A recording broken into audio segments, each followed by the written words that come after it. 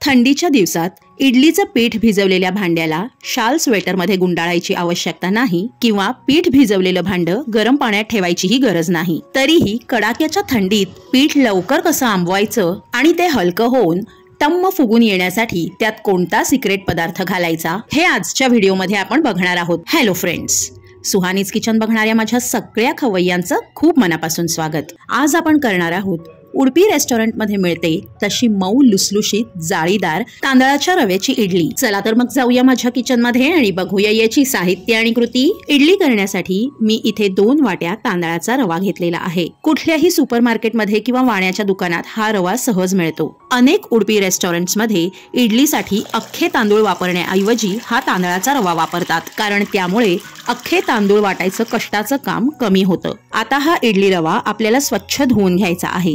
त्याची पद्धत नीट लक्ष देऊन पहा। रवा काढलेल्या भांड्यात भरपूर पाणी भरून हलक्या हाताने पाण्यात रवा चोळून घ्या। नंतर त्याच पाण्यात हा रवा 5 मिनिटांसाठी ठेवून द्या। तोपर्यंत दुसऱ्या एका भांड्यात 1 वाटी भरून उडदाची डाळ आणि 1 टीस्पून मेथी दाणे स्वच्छ धुवून घ्यायचे आहेत। आता यात अर्धी वाटी पोहे घालून पुन्हा एकदा सगळं हलक्या हाताने धुवून घ्यायचं आहे। इथे तुम्ही जाडे पोहे किंवा पातळ पोहे कुठलेही पोहे घेतलेत तरीही चालेल। आता हे भांड पाण्याने शिगोशिग भरून घ्या। 5 मिनिटांनंतर इडली रवा चेक करूया। तुम्ही बघू शकता रवा तळाला जाऊन बसलेला आहे आणि वर पाणी राहिलेलं आहे। हे पाणी अलगद निथळून काढायचं आहे। आता रव्याच्या वर अर्ध पेर बुडेल एवढं पाणी भरायचं आहे आणि हे दोन्हीही झाकून 5 ते 6 तासांसाठी भिजत ठेवायचे आहेत। 6 तास होऊन गेलेले आहेत। आपण झाकण उघडून बघूया। तुम्ही बघू शकता डाळ, मेथी आणि पोहे छान फुलून आलेले आहेत आणि इथे रवा सुद्धा तळाला जाऊन बसलेला आहे। पुन्हा एकदा रव्यावरचं सगळं पाणी अलगदपणे काढून टाकायचं आहे आणि रवा एका मोठ्या पातेल्यात किंवा भांड्यात काढायचा आहे। मी इथे कुकरचा वापर केलेला आहे। हा इडली रवा छान बारीक असतो, त्यामुळे मिक्सर मध्ये याची पेस्ट करावी लागत नाही आणि आपले बरेच कष्ट वाचतात। यानंतर डाळ, मेथ्या आणि पोहे मिक्सरच्या भांड्यात काढून घ्यायचे आहेत आणि आता यात घालायचा आहे आपला सिक्रेट पदार्थ।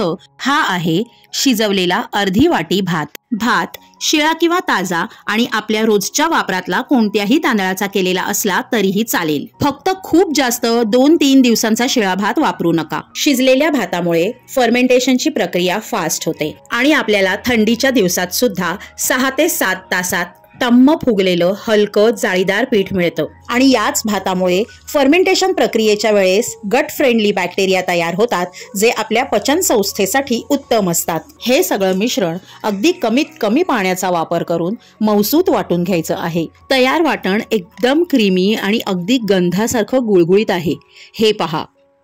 आता हे वाटण सुद्धा कुकरमध्ये ओतून इडली रव्यासोबत छान एकजीव करून घ्यायचं आहे। एकजीव झाल्यानंतर पुढे 3 ते 4 मिनिटं हे बॅटर मी फेटून घेणार आहे। फेटल्यामुळे यात हवा भरली जाऊन बॅटर हलकं होतं। बॅटर मध्ये हवा भरली गेली की त्याच्या पृष्ठभागावर हे असे थोडे थोडे बुडबुडे दिसतात। आता यावर झाकण झाकून 7 ते 8 तासांसाठी पीठ भिजवलेलं भांड उबदार जागी ठेवायचं आहे। मी कुकरची शिट्टी काढून घेतलेली आहे, म्हणजे पिठाला थोडंसं व्हेंटिलेशन मिळेल। 7 तास होऊन गेलेले आहेत। आपण झाकण उघडून बघूया।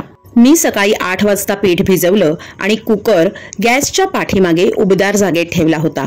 आता दुपारचे 3:30 वाजलेले आहेत आणि तुम्ही बघू शकता पीठ किती मस्त टम्म फुगून आलेलं आहे। वरच्या व्हिडिओमध्ये पहा, आपण पीठ भिजवलं होतं तेव्हा निम्मा कुकर भरला होता आणि आता पीठ फुगून कुकर शिगोशिग भरलेला आहे। हे पीठ मी तुम्हाला उकलून दाखवते। हे पहा, किती छान जाळीदार हलकं पीठ तयार झालेलं आहे। अशा पिठाच्या इडल्या सुद्धा हलक्या, पोकळ आणि जाळीदार होतात। पिठाची पळीवाढ कन्सिस्टन्सी पहा, ही अगदी परफेक्ट कन्सिस्टन्सी आहे। आता या पिठात तुमच्या आवडीनुसार 1 ते 1.5 टीस्पून मीठ घाला आणि 2 टीस्पून तेल घालायचं आहे। तेल घालण्याची क्लिप इथे मिस झालेली आहे, पण तेल अवश्य घाला, त्यामुळे इडल्या मऊ लुसलुशीत तर होतीलच, पण थंड झाल्यानंतर सुद्धा कोरड्या पडणार नाहीत। तुम्ही भिजवलेलं पीठ जास्त घट्ट आहे असं वाटलं तर अगदी किंचित पाणी घालून त्याची कन्सिस्टन्सी ऍडजस्ट करा। आता आपण इडल्या करायला घेऊया। त्यासाठी इथे इडली प्लेट्सना मी बटर लावून घेतलेलं आहे। इथे तुम्ही तुमच्या आवडीनुसार तेल, तूप किंवा बटर कशाचाही वापर करू शकता। इडली प्लेट्स मध्ये पूर्ण खाचेत बॅटर न भरता ती फुलण्यासाठी वर थोडी जागा सोडा। इडली प्लेट्स तयार करायला घेण्याआधी स्टीमर तयार ठेवा, म्हणजे प्लेट्स भरल्या भरल्या आपल्याला त्या लगेचच स्टीमर मध्ये ट्रान्सफर करता येतील। स्टीमर बंद करून मध्यम आचेवर 12 ते 15 मिनिटं इडल्या वाफवून घ्यायच्या आहेत। 12 मिनिटं होऊन गेलेली आहेत। आपण झाकण उघडून बघूया। गरमागरम इडल्या तयार आहेत। इडली डिमोल्ड करायची घाई करू नका। 5 मिनिटं त्यातली वाफ जिरू द्या आणि मग इडल्या डिमोल्ड करा। 5 मिनिटांनंतर वाफ जिरल्यावर निव्वळ बोटांनी सुद्धा या इडल्या डिमोल्ड होतात। इडल्या डिमोल्ड करायला सुरी किंवा चमच्याची गरजही लागत नाही। आणि ही इडलीची खाच बघा, पाठीमागे थोडाही चिकट भाग न ठेवता अखंड स्वच्छ इडली खाचेतून निघालेली आहे। आणि इडलीवरची ही जाळी सुद्धा पहा। एक इडली मध्ये तोडून मी तुम्हाला याचं आतलं मऊ लुसलुशीत टेक्स्चर दाखवणार आहे। हे पहा, पांढरी शुभ्र, जाळीदार, गुबगुबीत, लुसलुशीत, पोकळ इडली। सो फ्रेंड्स, हा व्हिडिओ तुम्हाला थोडा जरी आवडला असेल तर त्याला भरपूर प्रमाणात लाईक आणि शेअर करा आणि अशाच इनोव्हेटिव्ह रेसिपीज बघण्यासाठी सुहानीज किचनला सबस्क्राईब करा। भेटूया लवकरच एका नवीन रेसिपीसह, पण तोपर्यंत बाय बाय।